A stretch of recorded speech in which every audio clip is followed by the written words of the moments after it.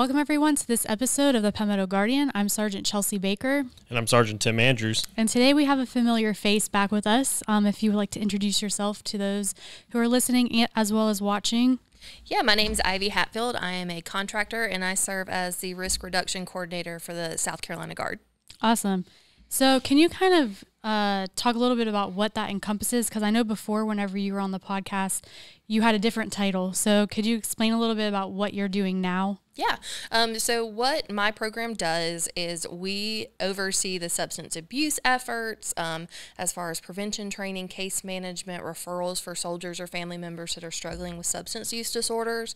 And then we also have a contract slot in the suicide prevention realm, and that is doing trainings, ensuring we have our suicide intervention officers trained, and just raising awareness. Awesome. And what exactly does that entail as far as, what was the position again? I'm sorry. The suicide prevention one? Yeah. What exactly, like, how do you get involved into something like that? So honestly, before I was with the Guard, I didn't even know that these positions existed. And we've just been really fortunate. This is the young lady we have starting with us next week, actually. She is coming from the College of Social Work. So she has the military and social work background, and we are really hoping to integrate her to, again, raise awareness, basically making people more comfortable with asking for help before it gets to that critical mass point. Yeah. And I'm glad that you're here because September is Suicide Prevention Month, and that's kind of where this podcast is going, is raising awareness and talking about, I guess, ways to help people with these issues that they have. Yeah. So what are some things or resources or things that are going on for the month of September, I guess? Okay. So like you said, September is the National Suicide Prevention Month. And really what we are pushing from our side of the house is to reach out and ask for help. We have so many resources, but I hear it all the time from soldiers. They don't want to reach out. They don't want to ask for help because they're afraid of stigma. It might come back on them. And we truly have phenomenal leadership across the Guard. And they want our soldiers and airmen to ask for help if they need it. And same with our families. So internally to the Guard, we have our behavioral health specialists who are contractors. Soldiers and airmen can reach out to them. They do consultations with them. They will do it over the phone. They'll meet you at Starbucks, wherever you're comfortable, and just sit down and chit-chat with you about whatever issues you have going on, whether that's anxiety, depression, maybe you're just not sleeping. And we also have the ability to, one thing we hear from a lot of soldiers and families is the main stressors they have are employment or finance. Well, we offer all that in-house. We can help address those issues before it gets to that point where you just really feel like you're on your own. Yeah. So with soldiers and airmen being in their units, is there something that, like, so someone can identify with? Is there anything like identifiers that you could see with some that you could pick up from your soldier or airman that you could say, oh, there's something not right? What are some characteristics? So the biggest thing that I've learned over my course with the Guard is just really trust your gut. I feel like our gut tells us more than like a lot of our learned experience that can tell us sometimes. So just check in with your soldiers and your airmen. If something just isn't sitting right with you, ask those follow-up questions. Say, hey, how are you doing? How are things at home? If you know that maybe they've lost their job, they're going through relationship struggles, they're stressed out because they've got kids and some are doing virtual, some are in school, just reach up and ask those follow-up questions and say, hey, how are you really doing? And not only asking those questions, but taking the time to listen to the responses because it's 2020. We all have our cell phones and we have a million things going on, but just taking that time to build that connection and that rapport to know when there's something not right. And those are some great points being made. Thank you. I liked all the time, every time we have somebody from Service Member Family Care. Specialist Erskine is not with us this week, or well, today, but so he wasn't able to be on the podcast, but he always loves to like say how much Service Member Family Care is there, how many programs there are. And if you come for one problem, it might not be that problem, but there's somebody there that can probably help you in the long run because there's so many different programs within it. Well, and one thing we found too, even on the substance abuse side of the house, when we have a soldier that comes to us because they're having alcohol issues, drug issues, we sit there and actually have a conversation with them about what's going on, because there's always those underlying stressors in the background. And if we can address those stressors, it really allows us to tackle the substance use or the suicidal ideations, whatever's going on. So I think sometimes people just see a soldier at face value, but you really have to dig and find out what's going on underneath all those layers. Yeah.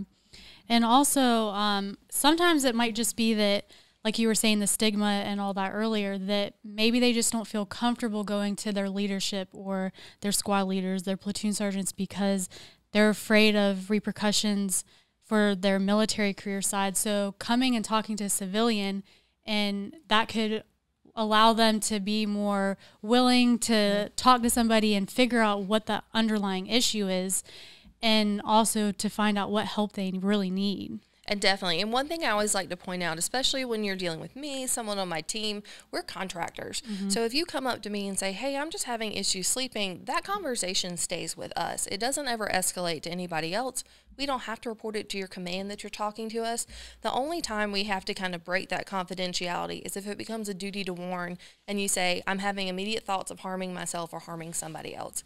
Anything else, we can talk to you internally and we can refer you out to community-based providers, wherever you really find the best fit and comfort level. Yeah.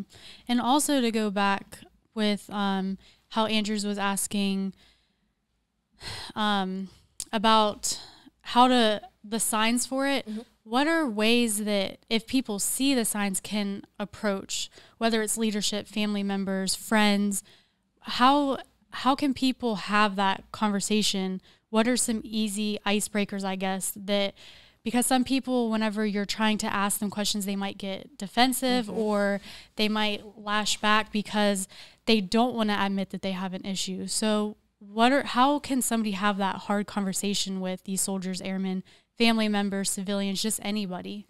Well, especially for those in the Guard that may suspect that somebody's having issues, each unit has something called a suicide intervention officer, and that is someone that has been trained in ACE, and they have also been trained in ASSIST, which is the Applied Suicide Intervention Skills Training.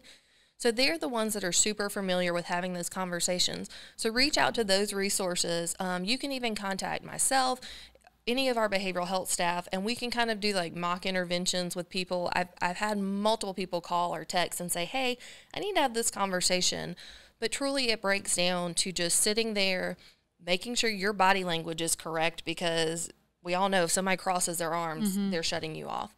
And just using those I statements, saying, hey, I've noticed this and I am concerned. Because if we go at someone with the you, you're immediately going to get defensive and you're going to shut me down. So it's just opening up those lines of communication, saying, hey, I've noticed this. Is everything okay? And you're probably going to get pushback. I mean, it happens. Just stay patient, stay persistent, and stay respectful, because there's obviously something going on in the background. And while it may not seem like a big deal to us, it's a big deal to that person. Yeah, definitely. And being around soldiers, being around them for a good bit, you can pick up, like, it is obvious, like, you could tell how their mood is going one way or the other.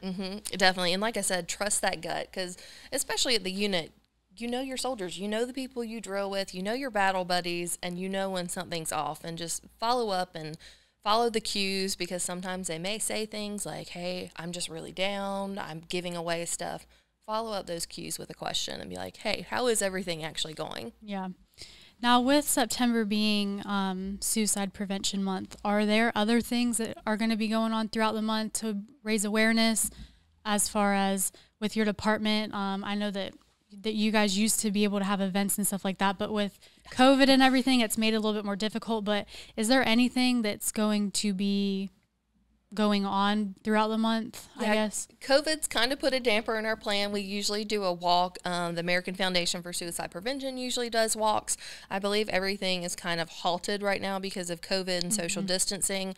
But I definitely encourage people to do buddy checks, like reach out to your battle buddies in the Guard or not. Check in with them throughout the month. And if you want to go out and have a walk in remembrance of somebody, that is awesome. Share it with us and let us post what your efforts are. Because like I said, we're kind of limited right now in what we can do. But I encourage people to do something to honor and remember others. Yeah. Now, is there a reason why September is the month for all of this? Or was it just something that's been around, and is there a specific reason or statistics to it? There might be, but if there is, I'm not sure of it. It's always been September to me. Yeah. And one thing going forward, what we kind of plan to do next year is we want to move away from having the specific month focus, and we want to start like a more than a month campaign, so it's always on the mindset. Definitely. And I think September is also kind of beneficial because we're getting ready to go into that holiday season, and that's when those feelings of depression, loneliness, isolation can kind of bubble up. So I think September does give us the point where we can kind of put in people's minds to keep, hey, December, the winter months are coming up. This is when people struggle. Keep an eye out. Yeah, definitely. I like that you bring that up because even though there's specific months for certain awarenesses, like you have to think about these things year round because it's not something that just hits 1 month or 1 day out of the year. Precisely. It's something that goes on every single day. So definitely don't just take this as September. Take it and use these resources throughout the whole year. Andrews, is there anything that... No, I think we've covered it all. I know it's kind of hard whenever you have such a specific topic to... but my only other question, I guess, would be, I know you said that you can reach out to you or the suicide... I forget the 1-800, yep. The 1-800 number or the officer that's at your unit. But is there any other resources to be able to contact you, or is there a specific phone number other than the hotline? Is there like a Facebook page that you guys have or a website?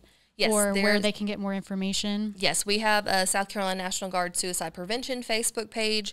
If you are not comfortable with coming to Guard resources, you can utilize SC Hopes, which is run through the Department of Mental Health. And so that is like the dedicated state of South Carolina line if you want something external to the Guard. And then, of course, you can always come through the substance abuse program. Even though we have a separate Facebook page, we're all one big family just with 2 Facebook pages. Okay. Well, awesome. Ivy, it was great to have you come back. I'm sure we will see you again. I'm sure. And for those of you who are watching, make sure that you like this video, give it a big thumbs up. And if you haven't subscribed to our channel, make sure you hit the subscribe button. And if you have any other information or topics you want us to talk about, you can leave it in the comments section below. And we will catch you guys in the next episode.